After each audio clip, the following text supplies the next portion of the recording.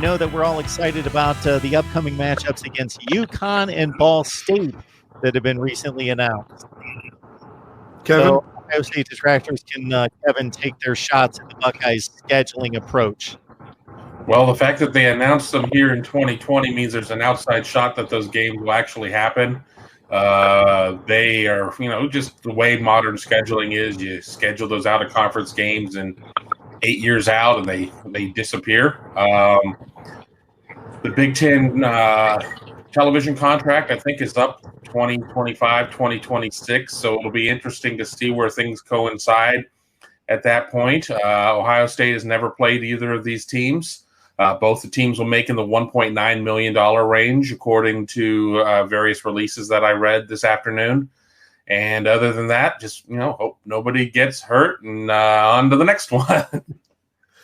Well, in the 2025, they've added Connecticut, but also that year they are hosting Texas and Washington. So that's a fair non-conference schedule at this point.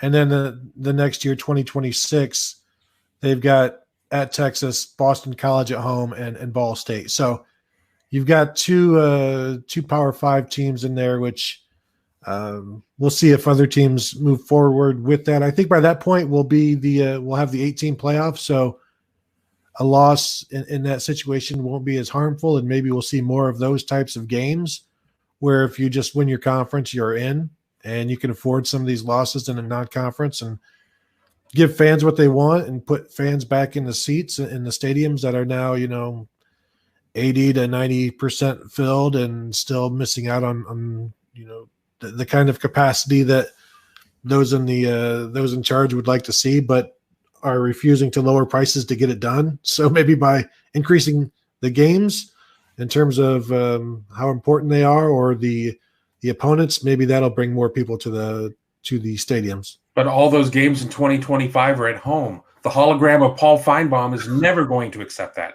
Never going to accept that. Who have you played? Who have you played on the road? Nobody's going to care. That's true. As we know, the SEC teams will go on the road in non-conference very often, as Alabama once did to Penn State in 2011 or 10. Yeah, it'll be time for them to do that 15 years after that trip. The other trips always go to Atlanta or Houston or the destinations.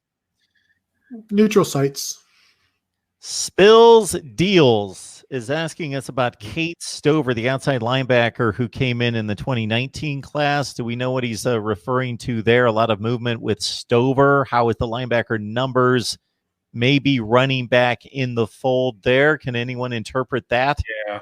Stover's move to tight end looked very good in the action that we saw. Again, practice number 1 in shorts, but he was out there, delivered a spin move that I have not seen from a tight end in quite a while. It was very impressive. When we're talking about the linebacker numbers, Ohio State certainly has kind of a glut of linebackers toward the top because, they brought in that talented class behind the guys who are starting right now, the Taraja Mitchell, Dallas Gant, Kayvon Pope class or whatnot. And then I'm pulling up a scholarship chart as I'm talking here. So I'm trying to basically 3 a year at the position. But then you sit there. What are you going? Could you move Craig Young? Maybe. He played offense significantly in high school.